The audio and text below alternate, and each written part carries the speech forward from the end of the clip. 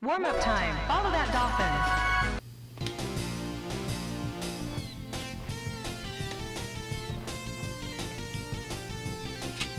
Alright, hello, this is Ashgabat Cat with an expert run of Wave Race 64. Select your watercraft, please. So I always like to choose the Ryu guy, but I like him with no custom, just straight. I think at one point in time I played around with customs, but there's not so much there. So what exactly is Wave Race? Well, Wave Race is a jet ski racing game, so I mean it's a racing game on water. Now, that sounds a little bit reductive, but there's a lot to consider here. So one thing with water is, I mean, there's no road, there's no boundaries, and so to kind of keep you on a defined path, they give you buoys, and you have to pass the buoys on the correct side. So the left one's on the left, the right one's on the right. And so in this way, while there's not a rigid course, it kind of gives enough structure that, well, now it actually feels like a racing game. So you might play through normal and medium, and for the most part the buoys don't get in your way. They kind of are just there, and they're kind of nice and peaceable. Once you start getting to expert mode, they start placing a lot of buoys, and so you have to, like, really get your salams down. And you see right there, I mean, they make you go through that tight salam, and then they give you those mines. And so you land on a mine, and so you're going to fall off your jet ski. So, expert mode definitely does change things up. And also to a little back, you saw me kind of cheat and miss a buoy. So you're allowed to miss 5 buoys total. Well, okay, you're allowed to miss 4 buoys. If you miss a 5th, you are disqualified and you get no points. That is not ideal, but again, this is a game of inconsistency, so it's totally fine. And usually at the end, I like to cheat and skip that last buoy just to get that extra little bit of time. So we got first place, off to a good start. Welcome to Sunset Bay. Next up is Sunset Bay. I believe some people call this Fanta Beach. So this next one is another nice straightforward course. So these first few beginning courses, there's not too much to them. There's sort of like an ideal line, and you pretty much try to go on that path and try to stay on that path as much as you can. And so the first few levels are all about kind of like little small optimizations. Like you see, I went off that ramp, and then you can kind of lean the other way so you can queue up a turn and like kind of get ready.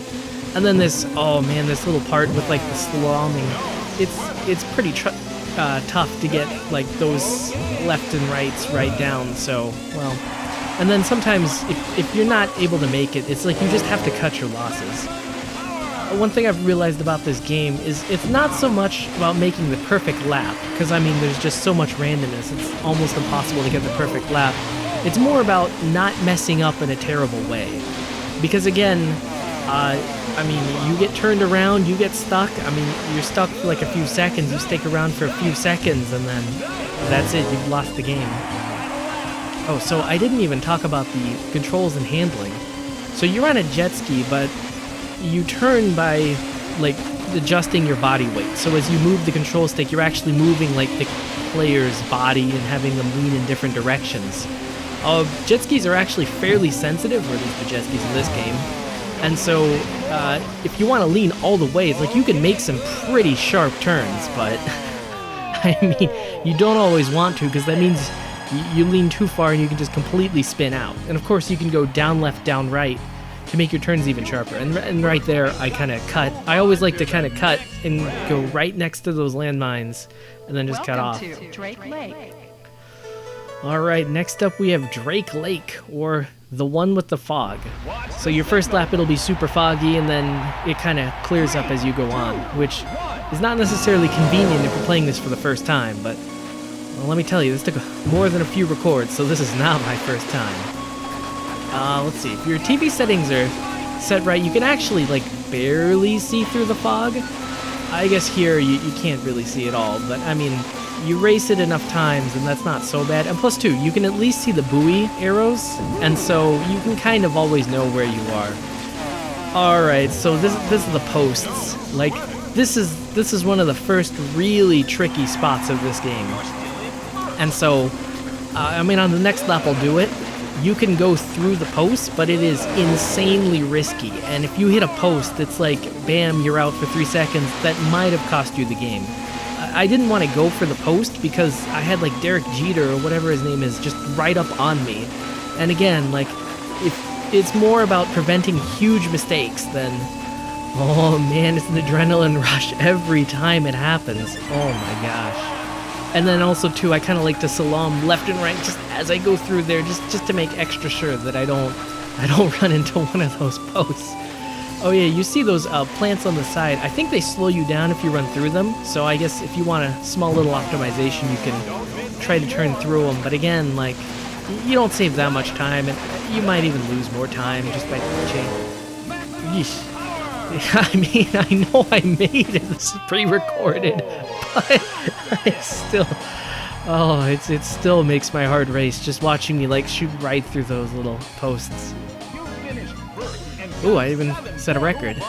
So things are going pretty well. I've got first place each time. Things do not continue going well. One of the things about Wave Race, and especially Expert Mode, because usually you play the first two difficulties and the AI is just a complete pushover. So you can just kind of run through and they pose no problem. In Expert Mode, oh my gosh, they'll come at you. Oh, so that first barrier, like, if you're willing to gun it, and I'm not sure how consistent this is, but you can actually just ride the wave over it. Honestly, I don't think it's that consistent, so I don't like doing it. Oh yeah, that's right. So there's a bit of jetsam floating in the water, and so you pretty much have to avoid it with there, and, I mean, I went wide, because it's like, if you don't see it, I mean, if you run into one of those things, it'll just completely ruin your day, and honestly, I'd rather take the second more than the 5 seconds you might lose by doing it. And, yeah, you can see, it's like if I had gone for it, maybe I would have made it, but, yeah. Oh, and again here, yeah, I mean, you miss a buoy, it's not a huge deal. And then, okay, so on the second lap of this stage, then this little shortcut opens up. And so, oh yeah, that's right. On medium, well, okay, on easy, the shortcut isn't there at all. On medium, it is open, but it's completely unobstructed. And on expert, just to give you an idea of how expert is different, they put those boxes in those two key areas that, like, if you're trying to make an optimized lap, you probably want to be there. So you have to kind of, like, mentally prepare yourself to not be in those places. And you see, I narrowly dodge a piece of wood by using the waves. Okay, now this is the beginning of the end. So I thought I could kind of push her out of the way and get to first place, but no, I just pushed it too far, and then bam, I fell down. And you see, I'm just completely stuck, and I'm lost, disoriented, and then even the guy in fourth place passes me, and it's just, all in all, not a good thing. Now, one thing I appreciate about Wave Race 64 is you do not have to do a perfect lap of this game. I mean, I get a few fourth places, and I alternate between first place and then fourth place, and it all works out. So, this is a game where occasional failure is not so bad. And I mean, the game kind of, it just takes into account that it's an inherently random game, because again, like, you've got wave physics. So we're running on water. Now, water is not just blue cement. It's moving, it's wiggling, and as you see, especially when you go into enclosed areas, you can get some real turbulence going. Okay, so this part, honestly, I have not quite figured out how to do it. Now, I do know you do not want to make exaggerated turns to make through it, because you just lose way too much speed with the exaggerated turns. I think my current method is you want to slow down a little bit and then just crash into the sides to slow down even more, and then keep going. Now, if you lay off the acceleration, then I think you're quite a bit more stable when you crash into the wall. And so, honestly, I just use that for all it's worth. And you see Mark Hader, or whatever his name is, just smash into me. He kind of saved me, but it's just, these AI, it's like sometimes when they get in your way, it's just so nasty.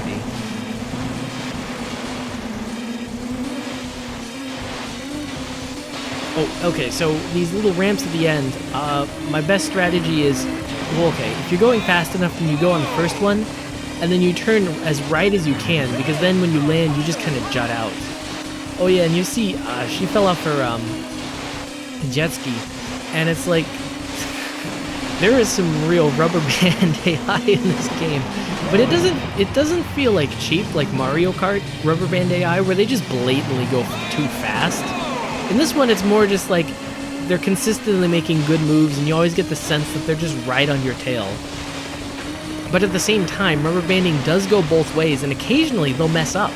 It's really weird coming from a Mario Kart 64 where, like, the enemies are basically perfect unless you mess up them. Whereas this game, like you saw, it's like the first place player wiped out, and so I got to get into second place. And then the guy who was in second place messed up, and a different person took first place. It makes every playthrough interesting. Like, you constantly have to be paying attention to this game. Nothing is consistent.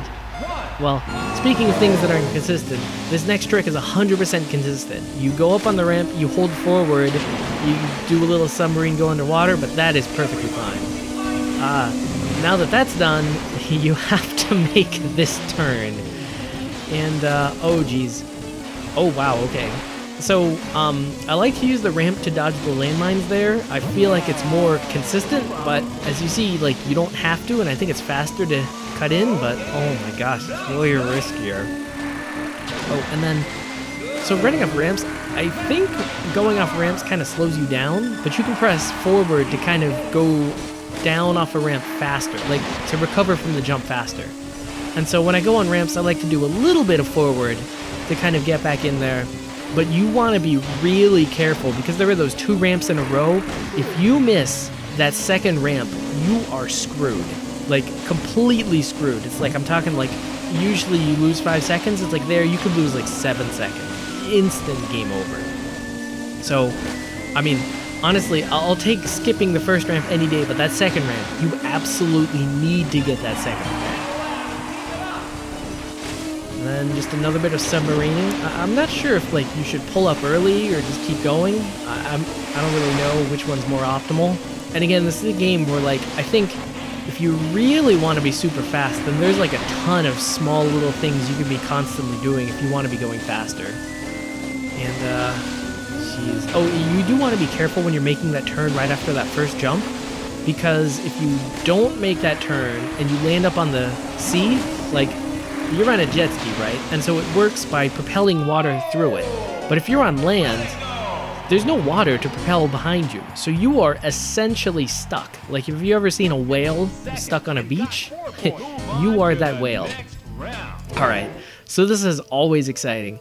Typically, I get around 30 points at this time. This is round 7. There are 2 more rounds, including this one. You need 37 points to get to the next, to win, basically.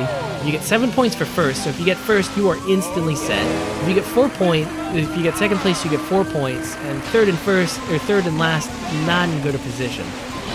So, essentially, I need 2 second places or a first place, and then I'm done. So, as I go into this, my heart was racing, because it's like, if I get a first, then I'm done. If I get a second, like, I need to get another second in the last one and it's over. If not, then, well, this run goes in the trash bin. Now, of course, you're seeing this one, so I made it, but there are plenty of runs where that was not the case. Alright, so here, oh man, you have to be careful on this turn. And then also, too, you can lay off acceleration and then you can crash into that wall and it's a little more forgiving. So you have to kind of slalom and turn right on that giant ice patch, and then you can land and actually be able to make that turn. It's a little bit tricky, but I mean, you can see how it's doing. And again, rubber band AI doing its work. I just get lucky, and you know, I don't even question it at this point. It's like, the enemies have screwed me up so many times. It's like they want to mess up and give me first place. Hey, more power to them. Alright, so at this point, things are looking really good. If I get that first place, then I can just breathe easy and I don't even have to worry. And I did not get a perfect first one there, and you saw that turn was a little awkward, but again, you just cannot panic. You just have to play through it. Because, I mean, again, you can play through this game and you're never going to get a perfect game. I mean, okay, maybe you can, but you'll be playing time trials, where everything is essentially as static as possible. Again, the water wiggles, so things can't really be static. And so at this point, I got first place. I am just over the moon. That means guaranteed this run is a success. And so I just, oh man, just one big exhale. And so now Southern Island has gone from being the potential death of me to a fun victory lap. Oh man. And alright, Southern Isle. Now, Southern Isle is kind of interesting. Well, alright. So when you play easy, then you only run through 5 tracks. And so you don't get to see Glacier Coast and you don't get to see Twilight City. If you do medium, then you get to see Twilight City, but you do not get to see Glacier Coast. And then if you do expert, of course, you get to see all the tracks. Now, one thing that's interesting is you get to see Southern Isle in all 3. So it's like no matter what, you're ending on Southern Isle. So if you've been playing through like beginner and medium in anticipation, working your way up to hard or expert, then you've played this race like a lot of times. So it's kind of interesting. Like, you get to the higher difficulty, you play through Glacier Lake, you play through Twilight City, and it's like, those are hard courses, and you're playing it on your first time blind. It's like, there are a lot of tricks that you need to figure out. So you are just straight up not going to win those. But if miraculously you get to Southern Isle, then it's like, oh my gosh, that is familiar, that is your old stomping grounds, you just get it. And on that first lap, it's like I set a lap record. On the second lap, I set another lap record. It's like things are looking really good. I mean, I already got the 37 points required to get first place in the championship, so I don't even care. But you know what? I'm just going to go for it, see if I can get first. And then Rubber Band AI does its thing, and I inevitably get second. Stolen at the last minute. I mean, I've already succeeded, so I don't care that much, but oh man. Southern Island is not terribly remarkable. The only thing is, on the water level rises over time, and so second lap and onwards, you can really cheat on that last buoy, but first lap, you kind of can't. And so 41 points. Not bad. Not bad at all. And so, well, we get to watch this victory celebration.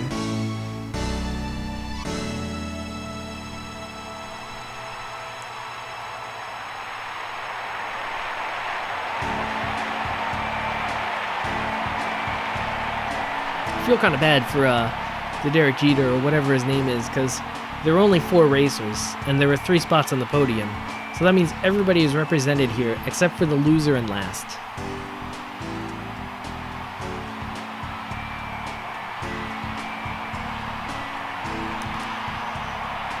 Yep. And this is a game where, like, as you can see, it's like things can go very wrong very quickly. So to actually go through and have a winning race, it's like that does not happen every time. Like a lot of games, it's like once you get good enough, you can make it every single time. But this game, no. You have to keep it up. And oh man, I always love this final part where it's like it kind of goes over all your exploits. Occasionally you get to see that you set a new record on a place. It's always exciting, those records. And it also keeps best lap too. So it's like more chances to set records. And it's like you get a new lap record, and it's like you know you're really going fast. Challenge the next class. Unfortunately, the next class is reverse mode. And so, I mean, if you're playing this for your first time, you kind of worked your way up from easy all the way up to medium. Same courses over and over. I go to enter my name, but I'd already played, so my name's already entered. And, I mean, you get used to the courses, you kind of figure out their ins and outs, and you become very intimately acquainted with these courses. Oh man, these records. This is proof of existence right here. But then you get to reverse mode and everything's backwards, and it's like instantly unfamiliar. But you still stay with the whole expert difficulty. Like there's no easy reverse mode to kind of get your bearings. So that is just immediately disorienting, and honestly that's why I wanted to run through expert mode, not reverse mode. Well, also too, the card I bought this on did not have reverse mode unlocked, so I had to beat expert first. It did have expert mode unlocked, thankfully, but yep, that was Wave Race 64. There was a period of my life when I just played this over and over and over again. It's like bad day at school, wave race. Good day at school, wave race. It's like no school that day, wave race. And so over and over. As I'm glad to commemorate with this video, and I'm glad to have shared this experience with you guys. So on that note, keep wave racing.